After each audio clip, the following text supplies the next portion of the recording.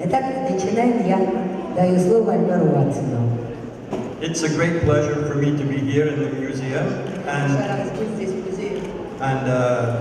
I think Moscow is very lucky to have such a modern and very professional museum. Sometimes I think Russians are always thinking that maybe some of the museums and things are not like the West. I think they're 100% amazing, and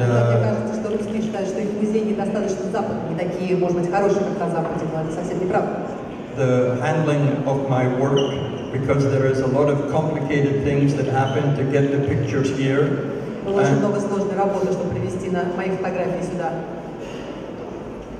And the way the museum treated the work was very, very good. So, I tell you first of all a little bit just about where I'm from. As Olga told you, I'm Scottish, and I come from just a small town outside of Edinburgh. And in 1960, I was very lucky to be introduced. One of the most exciting days of my life at the time, and still is, that I was introduced to Yuri Gagarin. В 60-м году был один из самых, наверное, потрясающих дней моей жизни, когда меня познакомили с Юрием Гагарином. День остается до сих пор одним из самых великих дней моей жизни. So I was able to meet him and shake his hand. So for me it was a very nice thing, and it seemed like it was yesterday.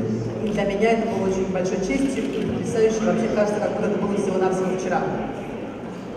After working 1 year in the air ministry, I was working for 1 year in a chocolate factory. После того, как я поработал год в воздушном министерстве, я работал целый год на шоколадной фабрике.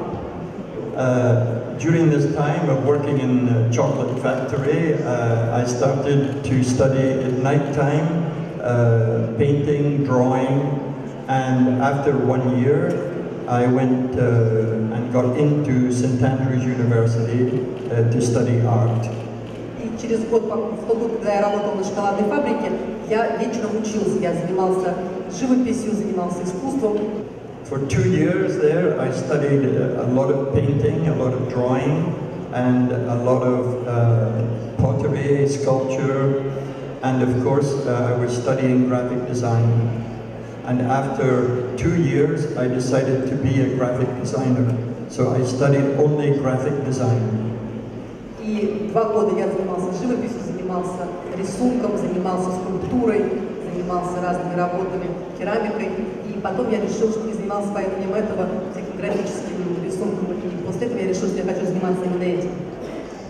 So this is really the first important connection to the work that you'll see tonight. Это, наверное, самая первая главная связь с той работой, которую вы увидите сегодня. Graphic design was a very, very important element in my work, and during the time studying graphic design, I picked up a camera. Работа с графическим искусством была очень важна для меня. И в какой-то момент, когда я этим занимался, я взял в руки фотоаппарат. When I picked up the camera, there was a flash of light from above. Как только я взял в руки фотоаппарат, откуда-то что вспыхнуло надо мной в небе. And I thought I should be a photographer. И я подумал, я должен быть фотографом. But to be more serious, I particularly felt that the camera in my hand was very comfortable. Но если серьезно, то мне показалось, что как-то очень удобно я ощущаю фотоаппарат в своей руке. And from this moment to today, I have never lost one tiny piece of passion. И с того времени до сегодняшнего дня я не потерял ни 1 грамм страсти по отношению к фотографии. So, after studying graphic design for 4 years, I got a degree in graphic design. Я учился 4 года и получил диплом. And then, for postgraduate work, went to the Royal College of Art in London. Потом я закончил институт и пошел в аспирантуру в Royal College of Art. And I studied for 3 years for a master's degree in film and television. И там я учился 3 года и прошел магистратуру в фильме и телевидении. So one thing that's a little bit important, why I tell you the time, is that I was in London between 66 and 1970. And this was a very important time for the British, because at this time it was the height of a lot of revolution of music and art and fashion. Я рассказываю это вот почему, потому что это значит, что я жил в Лондоне с 66 по 70-й, а это очень важное время в истории Англии, Британии, потому что в это время происходило много революций в искусстве, фотографии, в музыке и так далее. So essentially I'm the same generation as the Beatles and the Rolling Stones, and a lot of the music from that period, of course, was inspiration. And so really that was, the 60s was my formative inspiration. И поэтому я тоже поколение, что и Beatles, тоже поколение, что и Rolling Stones. Эта музыка очень вдохновляла нас. И как раз мои самые такие формирующие годы моего понимания как раз пришлись на 60-е, поэтому я к ним очень серьезно отношусь. И как раз вот та музыка, которая давала нам вдохновение. In 1970, my wife, and by this time, along the way, I had 2 children. И за это время я успел обзавестись 2 детьми. And my wife got a teaching job in America. И моя жена получила работу педагога в Америке. So I arrived in America in 1970 in Los Angeles. Я оказался в Америке, в Лос-Анджелесе в 70-м году.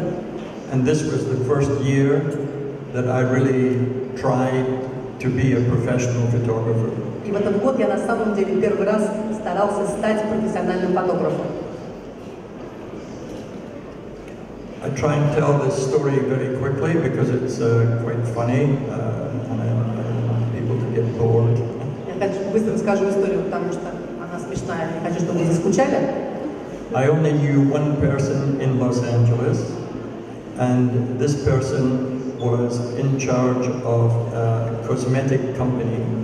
Я знал всего одного человека в Лос-Анджелесе, этот человек занимался косметикой, главой косметической компании. So, but at this time I had a small portfolio, but I had no real pictures of women.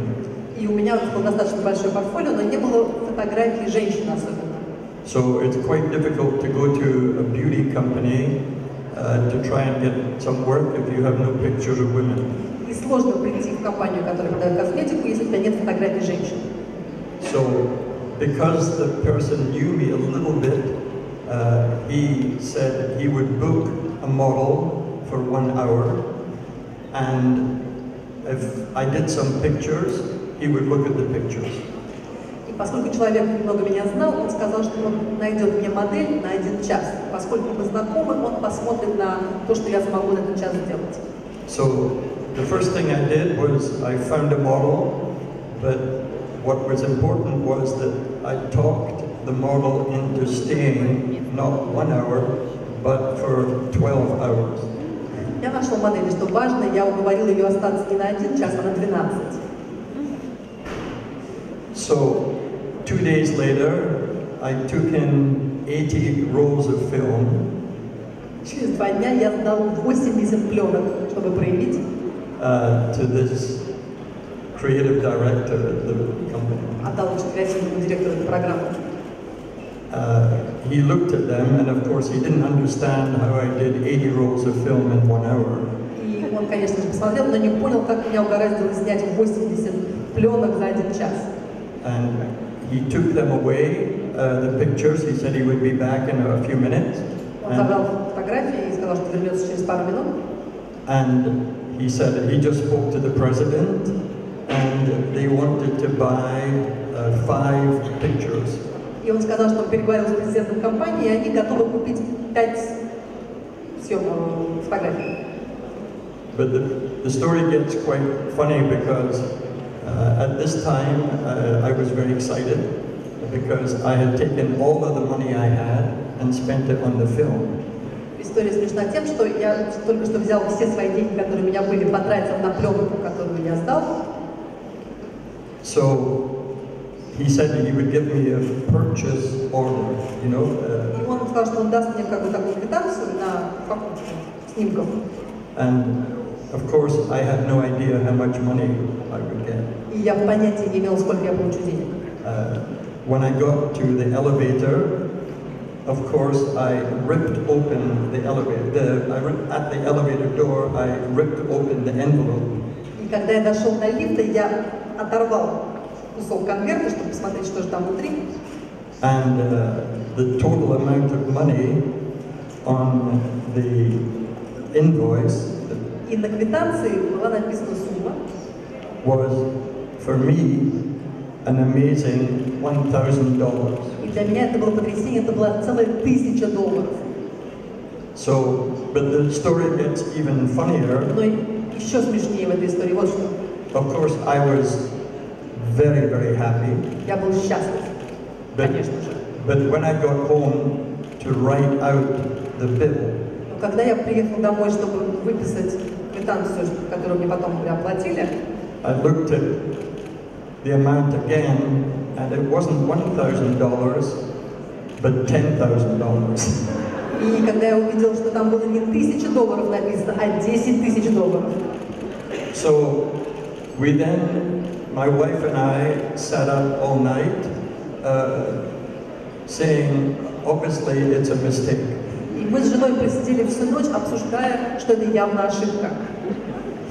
And for the younger people in the audience, молодых людей в зале, $10,000 in 1970 $10,000 в 70-м году, is about $80,000. это примерно 80 тысяч сейчас. So, for sure, it was a mistake. Я был уверен, что так быть не может, это ошибка. So, we decided not to do the bill. Мы решили не отправлять им на оплату этот счет, because we thought we would go to jail.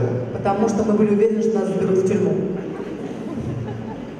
So I decided to be very honest, and I decided to go the next day to speak to the gentleman about the money. Я решил, что я буду честным человеком и пойду на следующий день поговорить о деньгах с тем человеком, который меня смотрел на мои фотографии. So I asked him, I said, I'd like to speak to you about the $10,000. Я сказала, я хочу поговорить с вами по поводу тех $10,000. And he said, $10,000 is all we have at the moment, but the next time I can get you more money. И он сказал, у меня у вас сегодня $10,000 сейчас, но как только я смогу, я заплачу вам еще. So I said, I love this country. Я сказал, я люблю эту страну.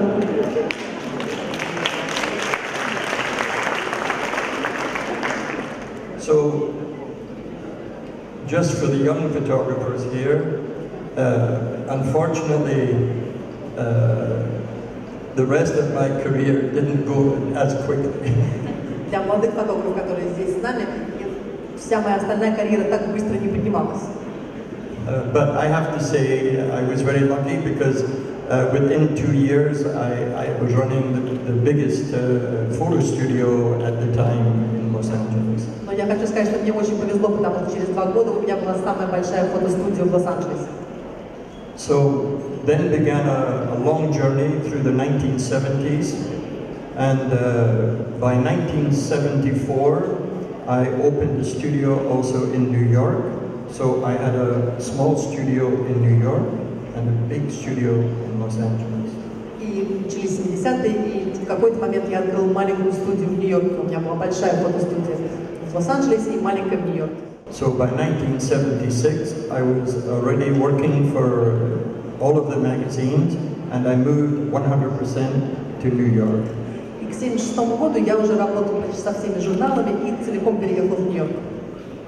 During this period, I was working, you know, night and day and very often did 60 days without a break. Я работал все время сутками и работал постоянно, подряд 60 дней подряд мог работать. The pictures I was doing at this time were very commercial and very successful. I was very commercial and therefore very successful. And I stayed with this style from 1976 until 1984. Фотографии, которые я делал, они были очень коммерческие и очень успешные, поэтому у меня был коммерческий успешный стиль, и я придерживался именно этого стиля с 1976 года до 1984.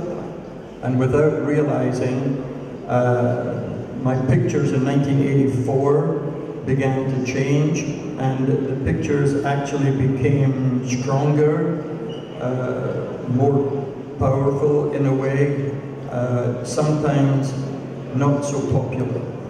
И в 1984 году я стал видеть, что мои фотографии меняются, они становятся сильнее, они становятся крепче, и, возможно, они не становятся такими популярными. During my entire photographic career, one thing that absolutely I didn't stop doing, and is a little bit unique, I think. I've always done still life, I've always done portraiture, I've always done fashion, I've always done beauty, I've always tried to continue to do reportage photography. So I've tried to stay in all of these areas because of my passion for photography. I didn't specialize.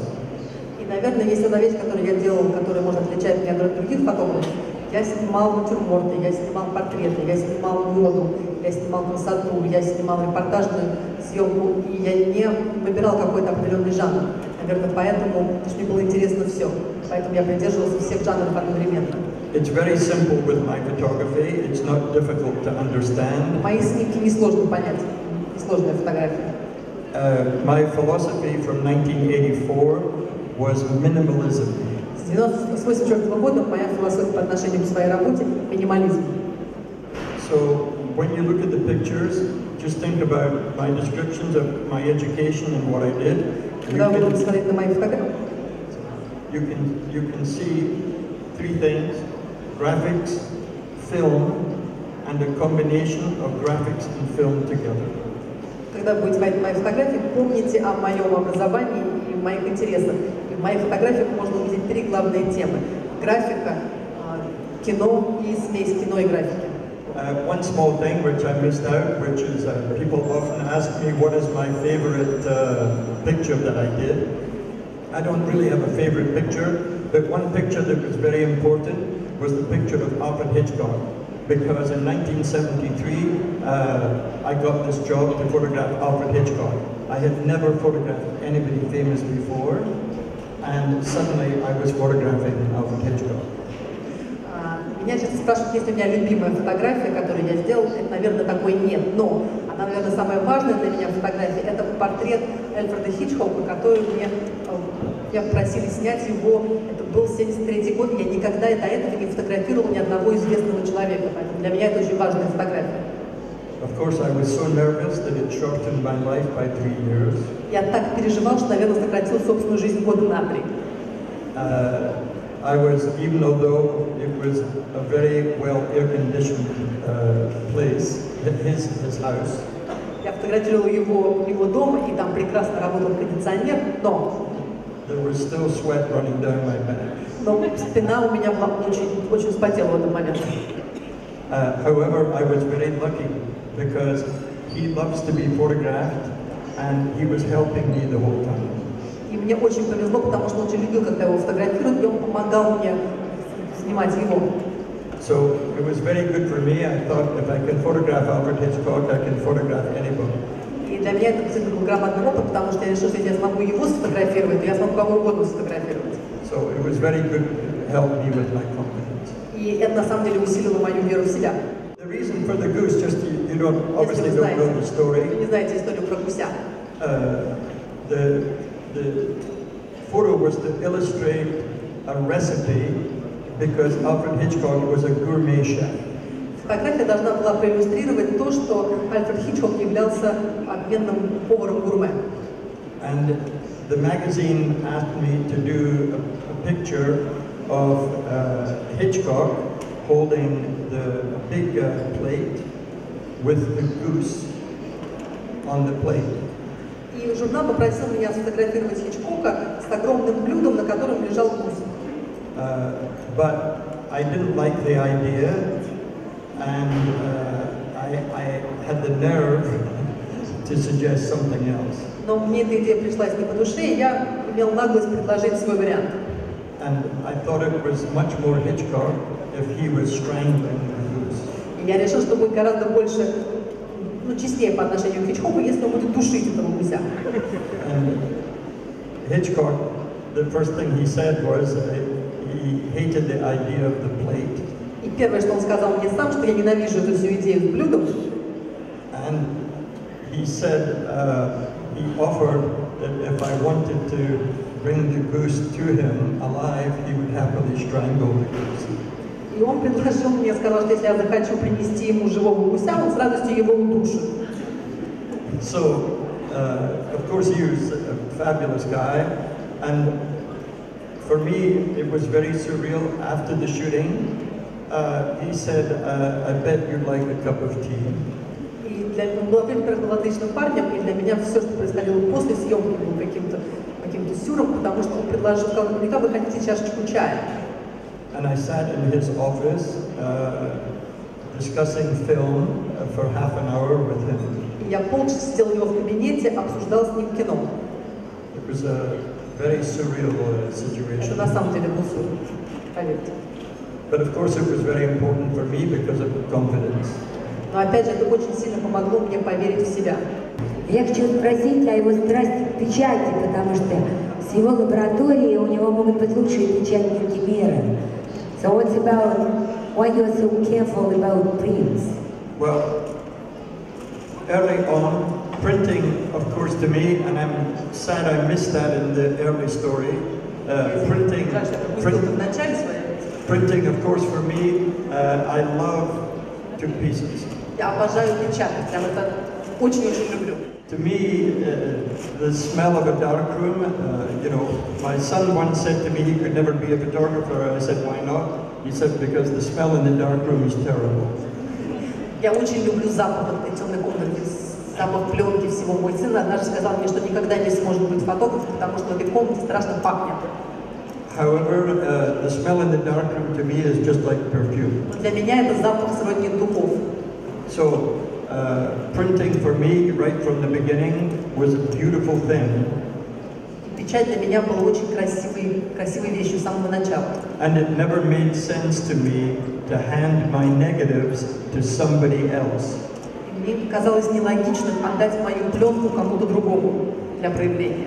And sometimes I argue with photographers who say, well, I have a very good printer. И иногда я спорю с фотографом, который говорит, у меня отличный человек, который печатает. And to me there's a magic line. А мне кажется, что есть какая-то волшебная грань. That runs from the time of taking the photo. Волшебная линия, которая идет с нами от момента, когда мы их сфотографировали. To the dark room. Дальше до проявления фотографии, когда вы сами ее печатаете. Because even if the print is not perfect, даже если вы не идеальный кадр, не идеально проявлен, it's the decision of the photographer to keep it or throw it out. Это в этот момент решение фотографа, оставить неидеальный кадр или нет. A technical printer is never going to decide how to do the print the way the photographer took the picture, because a technical printer wasn't there. Технический человек, который печатает, никогда не сможет принять решение за фотографа, как проявить ту или иную фотографию, потому что он не был на том месте, где был фотограф, когда он это снимал. Especially in the beginning, and I still have a gigantic passion for photography. Я как в начале своей карьеры, так и сейчас у меня огромная страсть именно вот к самому искусству фотографии. So I'm very happy to be photographing celebrities. Поэтому Я счастлив, когда у меня есть возможность фотографировать знаменитости. And fashion in Paris. И моду в Париже. But if the King of Morocco calls and asks me to do a book on Morocco, но если мне вдруг позвонит король Марокко и попросит сделать книгу о его стране, why not? Почему бы нет? I've spent years doing reportage photography, and sadly, it's very rarely been shown. И я потратил много-много лет именно на репортажную съемку, но эти фотографии мало показывают. But the answer to the question is one of simple passion. Наверное, ответ на вопрос это всего-навсего простая страсть. And I'm not quite sure, but I just never specialized. Я не знаю, наверное, потому что я никогда не специализировалась на чем, наверное, вот как-то. There was one thing early on in my life where I would take a picture.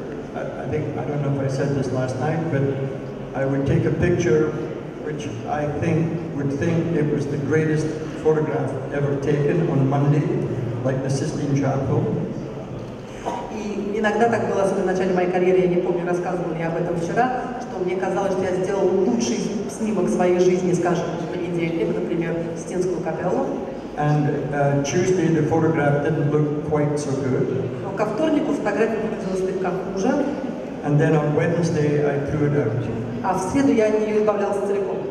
So the problem was from Monday to Wednesday we went from the Sistine Chapel to the trash. И проблема была в том, что от понедельника к среде мы проделали нелегкий путь от Систинской капеллы до мусорки. And I realized early on the main breakdown of communication in the picture were I had failed technically. So therefore I'm not a technical person, and therefore I worked very, very hard for years on technical things, which was very painful for me. И та проблема, которая возникала, когда я отказывался от какого-то кадра, была потому, что мне казалось, что я сделал какую-то техническую ошибку. И я очень много и болезненно работала именно над технической частью, понимала, что я не технический человек в смысле фотографии, и у меня ушло много времени на то, чтобы над этим работать. But you should really learn to drive the car before you go on a journey. Но на самом деле есть смысл научиться правильно водить машину перед тем, как вы отправляетесь в путешествие.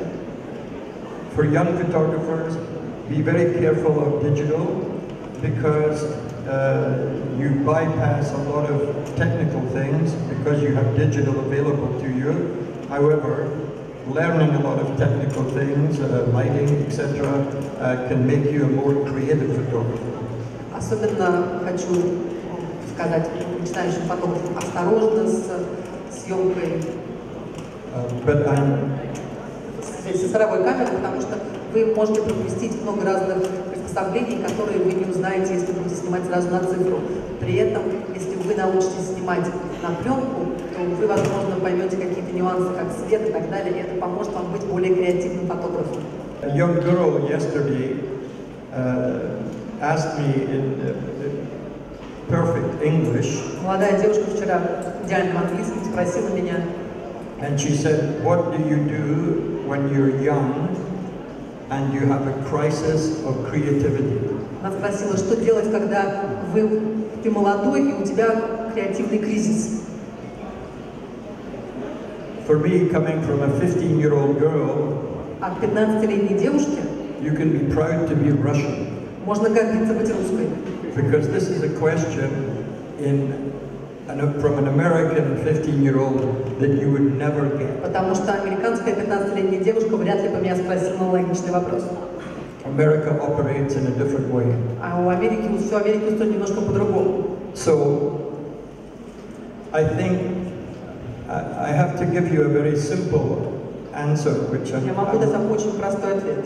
and it seems to be the same old answer each time. Это один и тот же ответ на каждый раз.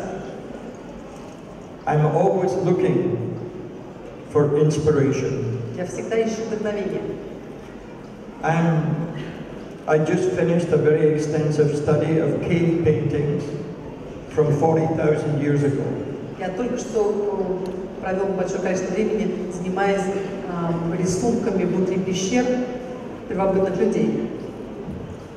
Although I have many books on Russian futurist books, У меня есть много книг на тему русской футуристической. when I'm here, we found 3 more that I didn't know. И когда мы приехали сюда, выяснилось, что есть еще 3 книги, о которых я даже не знал. I'm always looking for inspiration to get me over the block. Я всегда ищу вдохновение, которое поможет мне перескочить через этот блок. I hope, combined with the inspiration from other artists, combining that with my own passion, it helps me get through the crisis. И вдохновение, которое я получаю от других творцов и художников, вместе с моей страстью к моей работе, надеюсь, что это помогает мне переступить через какие-то сложные времена.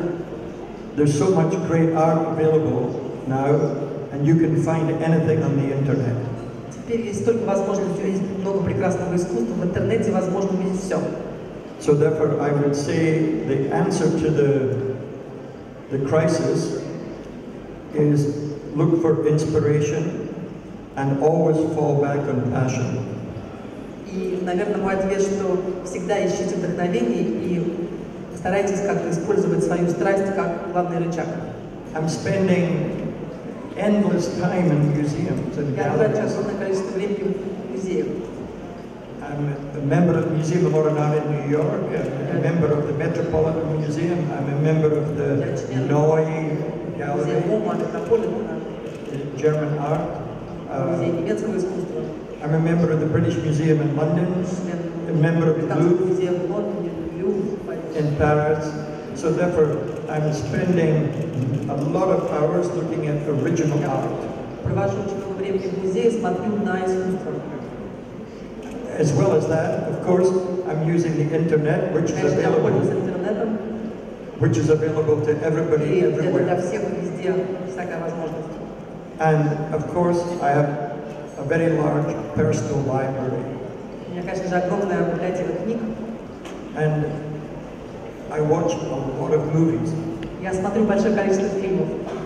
So I'm working on the inspiration part of things a lot. Я очень много работаю над частью вдохновения. And I tell you the story when I photographed Steve Jobs.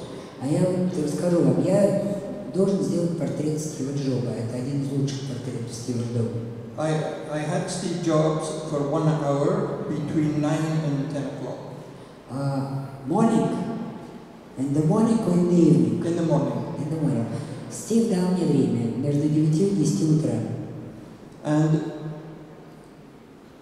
just before 5 to 9, the PR person of Apple arrived and said, Steve hates photographers, he hates them. А за 5 минут до этого приходит пиар и говорит мне компания, что Стив ненавидит фотографов и фотографироваться. Что правда. Not so nice to hear. Но это не очень приятно слышать, ты же готовился. So I said to them, look, I do the best I can.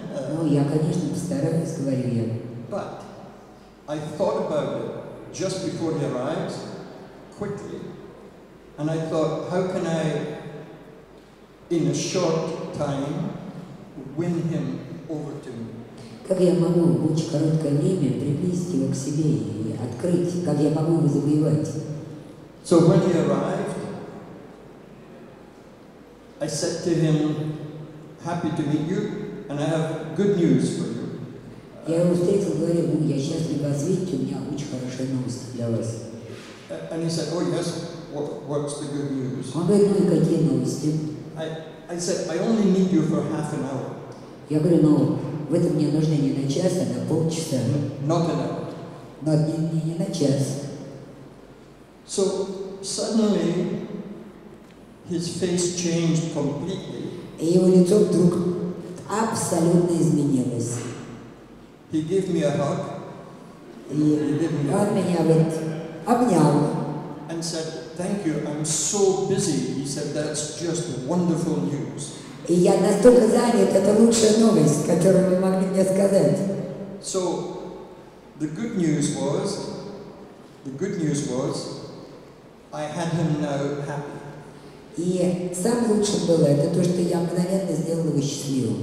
The bad news is I only had him for half an hour. А вот плохая часть этой истории, что мне оставалось только полчаса на работу. So, of course, I was completely organized. Я был организован. He pointed at my film camera in amazement. Он встал на... Это была пленочная камера, он встал. And he said, why are you not shooting with a digital camera? И он спросил, а почему нет все-таки пленочная? А почему вы не снимаете меня на цифру?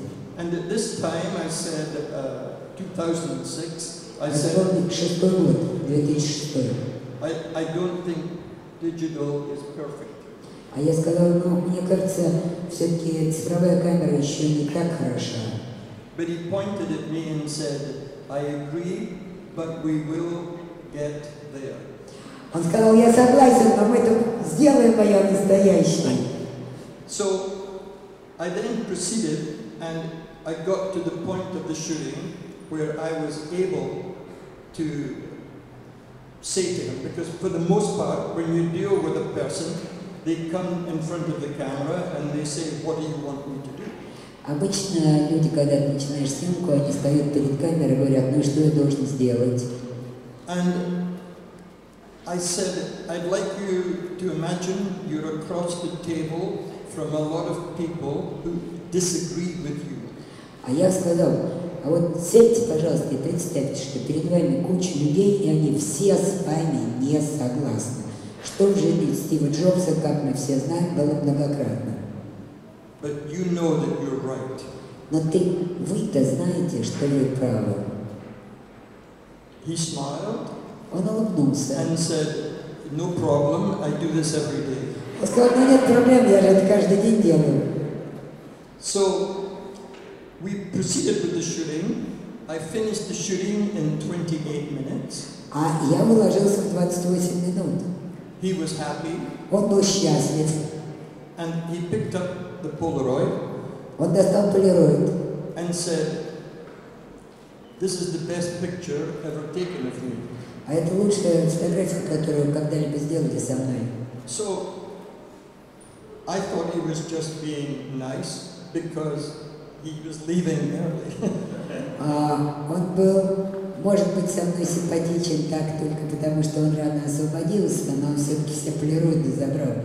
Полироид это в 2006 году, понятно, тест.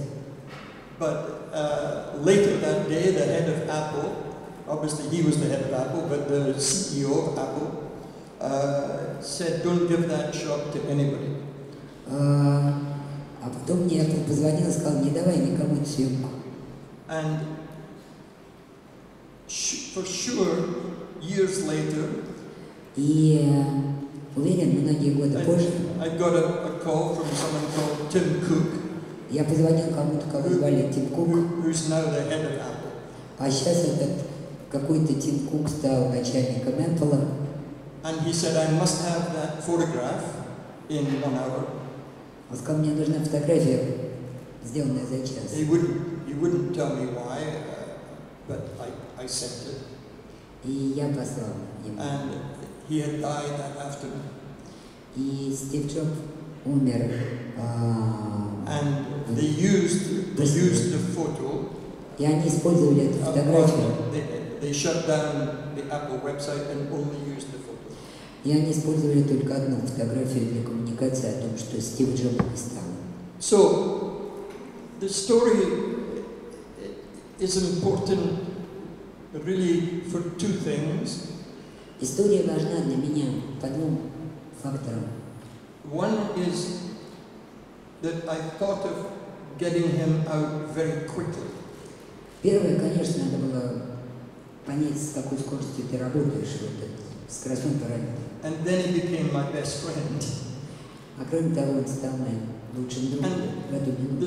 The second little thing was saying to him about him across the table from people who disagree with him. И вот эта идея, которая пришла ко мне, о том, что он должен думать о людях, которые не согласны с ним, это важно. The second part was the preparation. И я, конечно, был к этому готов. And so little things like that can be really good. Вот эти мелочи, к которым ты готов и которые ты должен выложить в момент, к ним надо готовиться. This is a shot I did in the 80s of Mik Jagger, and it was when I was still shooting film. Now this shot would be very easy on digital, but it's shot on film, double exposure, just 2 exposures. Это была двойная экспозиция, это диджитально, но на самом деле это была пленочная съемка. Tell the story about Мик Джаггер. It's so beautiful story. Just in 2 words. So, the idea, my preparation, was to photograph Mik Jagger with the leopard in the front seat next to him. Моя идея, когда я готовился, была, что вот есть Мик Джаггер, и он должен сидеть напротив леопарда. But the leopard was dangerous. Но леопард был очень агрессивный и опасный. And was attacking right away Mik Jagger. Он пытался атаковать Мик Джаггера. So we had to build a partition, you know, Мы должны были создать между ними барьер. in the middle of the car. В середине машины, потому что съемка была в машине. You have to say it's before Photoshop. И надо понимать, что это до фотошопа, то есть ты не можешь просто соединить и раскрасить. So as they were building the partition, Пока они строили вот эту загородку, чтобы уберечь Мика Джаггера, because I had Jagger and the leopard, I thought of a double exposure. и именно в это время я делаю двойную экспозицию. So first I photographed the leopard. Сначала я все-таки взялся за леопарда и снял его. And with a plastic pen, I drew the outline of the leopard on the camera. И я на камере карандашом нарисовал, как выглядит фокус на леопарда, его, я бы сказала, лицо леопарда я нарисовал. And then I put Mik Jagger into the silhouette of the leopard. А дальше я вставил реального Мика Джаггера и заставил его стоять так, чтобы он силуэтом вписался в морду леопарда. And I shot the leopard first, but then Mik Jagger on the same piece of film. И это один и тот же негатив. То есть я сделал двойную экспозицию, но точно вписал Мика Джаггера в леопарда. And to be honest, I didn't think it was going to work. И я, конечно, не думал, что это сработает по-честному. And this was really just to fill up time until the car was ready. Я просто старался убить время, потому что в машине сооружают перегородку, надо чем-то заняться. And I almost didn't process the one roll of film. Ну и я даже не проявлял. And the assistant put it into the bag, and a miracle happened. There were 4 pictures that were perfect match. И ассистент кинул, пленку кинул, непроявленную в сумку, и абсолютно, непонятным путем мистическим 4 фотографии оказались абсолютно в фокусе, и Мик Джаггер вписался в леопарда.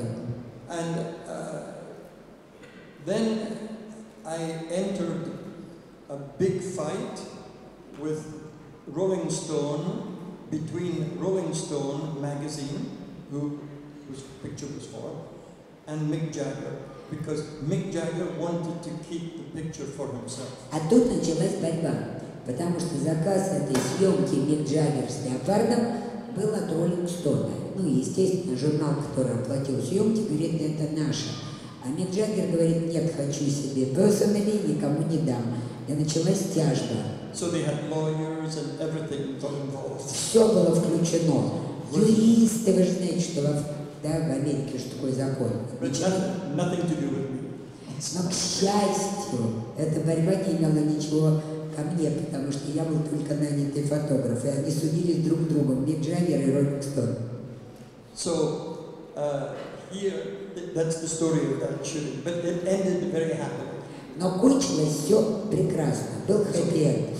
So this is a Pirelli, and I really almost prefer that you go upstairs.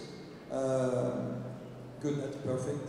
Это, говорит, новая съемка для And you see Pirelli. the Pirelli prints upstairs. И я хочу показать вам принты Pirelli, которые очень хорошего качества, они наверху.